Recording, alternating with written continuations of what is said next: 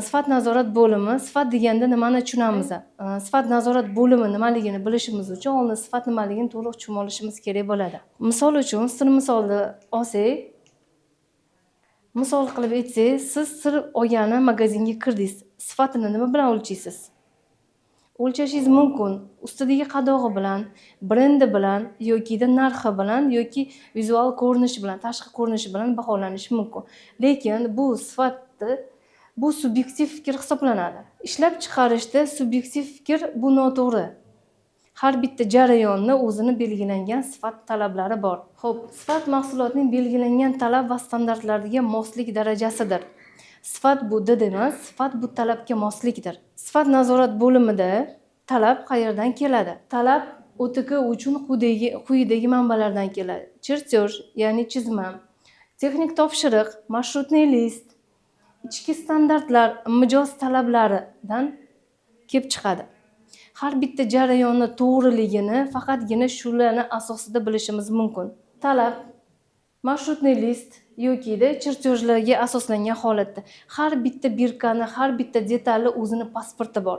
Etapma-etap har bitta jarayonni to'g'riligini tekshirib borish uchun sifat nazorat bo'limi bo'lishi shart.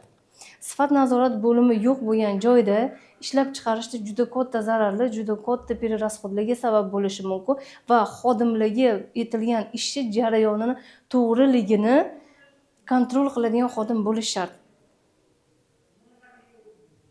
Xo'p, agar talab bo'lmasa, OTK qarori aniq bo'lmaydi, bahs ko'payadi, javobgarlik yo'qoladi va ish samaradorligiga ta'sir qiladi. OTK o'zicha qaror qabul qila olmaydi. Sifat nazorat bo'limi bu mahsulotni talabga mos yoki emasligini aniqlovchi mustaqil nazorat bo'limidir. OTK ishlab chiqarmaydi, tuzatmaydi, lekin to'g'ri qaror chiqara oladi. OTKni asosiy vazifasi sifat mahsulotning belgilangan talab va standartlariga moslik darajasidir. Xo'p, sifat nazorat bo'limining asosiy vazifasi nuqsonli mahsulotni mijozga yetib borishdan oldin uni to'xtatish.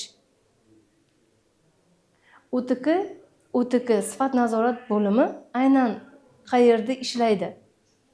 Qaysi etaplarda? Ba'zi bir tushunchalar borki, oxirgi etapda tekshirish kerak degan tushunchasi bor. Misol uchun, upakovka jarayonida yo'q. Upakovka jarayonida juda katta zararlarga olib kelishi mumkin. Professional ishlab chiqarishda OTK quyidagi bosqichlarda ishlaydi. Xomashyo qabulida, jarayon davomida, tayyor mahsulotni upakovka jo'natishda. Xomashyo qabulida xomashyoni sog'lomligini va talabga moslik bo'lgan darajasini tekshirib olishlik bu juda ham muhim. Agarda list xomashyoni nosog'lom holatda qabul qilib ish jarayonida u to'xtatilmasa avval boshidan juda katta minuslarga, pererasxodlarga sabab bo'lishi mumkin, qayta ishlanishiga sabab bo'lishi mumkin. Negaki xomashyoni to'g'ri qabul qilish jarayoni ham to'g'ri bo'lishi kerak. Ichkariga raspil jarayoniga, ara jarayoniga list qabul qilinganda uni sog'lomligi va butunligi juda ham muhim hisoblanadi. Xo'p, raspil jarayonda deganda to'g'ri raspil qilayotganligini bor jarayonda OTKlarni to'g'ri tekshirish jarayoni bor. Misol uchun skol bo'lmasligi, razmerning to'g'riligi, lekin OTK nima uchun muhim? Tizimdagi kamchiliklarni yana ham mukammallashtirish uchun ham muhim hisoblanadi. Xo'p, jarayonda tekshiruvda qo'yilgan standart tizimlarni to'g'ri ketayotganligini tekshirish uchun ham jarayonda tekshirish juda ham muhim hisoblanadi. Tayyor mahsulotda kimdir xato qilishi mumkin, xato mahsulot o'tib ketishi mumkin brak defekt holati va shu holatini oldini olish uchun ham tayyor bo'lgan mahsulotda tekshiriladi.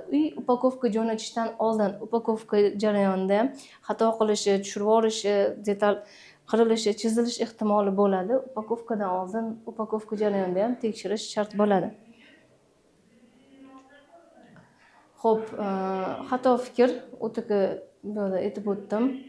OTK bo'lmagan ishlab chiqarishda juda katta minuslar bo'ladi. Har bitta kutuvlari oqlanmagan mijoz qayta mahsulotni sotib olmaydi.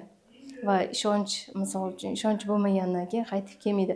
Nimagaki, har bitta inson mahsulotni mebellar ayniqsa sotib olganida bir bir oylik oyligiga sotib olmaydi. Niyat qilib to'yga bo'lsin, yo qizimga bo'lsin, o'g'limga bo'lsin deb yaxshi niyatlar bilan sotib oladi va uni uzoq yillar davomida ishlatishni xohlaydi.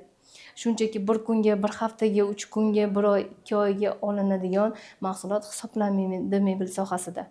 Har bitta jarayonni, har bitta xodim o'zini mas'uliyati bilan berilgan vazifasi bilan to'g'ri bajarilishini ham nazorat qilish uchun OTK xodimi bo'lishi shart. OTK bo'lmagan ishlab chiqarishda har kim o'zicha qaror qabul qiladi. Har doim shunaqa qilganimizda ishlaydi. Nuqson mijoziga yetib boradi, zarar konflikt ko'payadi. Xo'p, mana shu joyda har kim o'zicha qaror qabul qiladi, har kim o'zicha bo'laveradi degan fikrga boradi. Misol uchun, xomushoni qabul qilishda menga farqi yo'q, mani vazifam emas listlarni qabul qilish deb listlarni defekt brak holatda ham o'tkazib yuborishi mumkin. Ahamiyat bermasligi mumkin. Chunki uni vazifasiga kiritilmagan bo'lishi mumkin bu jarayonda.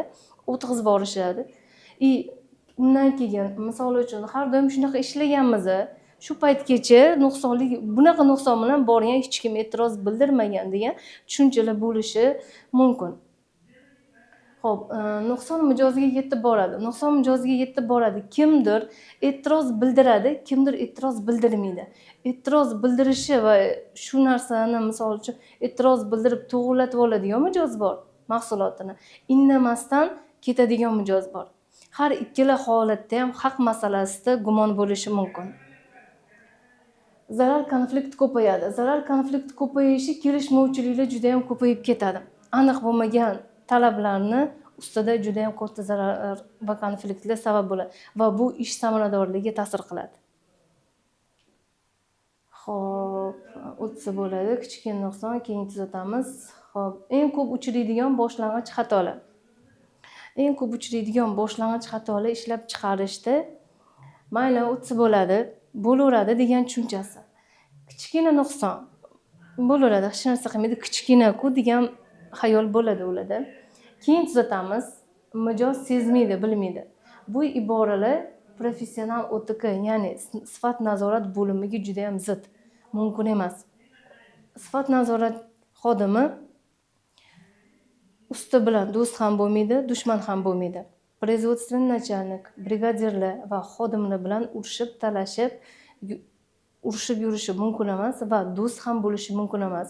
Misol uchun, opa-ukachilik, aka-ukachilik, salom alaykum yaxshi-yu, lekin joyi kelganda nuqsonli mahsulotni o'tkazib yubor, mayli keyin safar to'g'rilanadi, u bilmaydi mijoz degan tushunchalar juda ham noto'g'ri hisoblanadi. Xo'p, sifat bo'yicha oxirgi qaror nuqtasi. Sifat bo'yicha oxirgi qaror nuqtasi OTK prinsipi. Men qaror chiqarmayman, talabga tayanib xulosa qilaman. Bu juda ham muhim bo'lgan etaplari. Talab shu yozma ravishda bo'lishi kerak. Marshrutniy lista to'g'riligi nazorat qilinishi kerak va chertyorlarni to'g'ri ketayotganligi nazorat qilinishi kerak. Har bitta santimetr, har bitta millimetr mebel sohasida juda ham muhim hisoblanadi. Sifat bu talabga moslikdir. Hissiyot emas, talab ustun. Professional OTK tizimni himoya qiladi.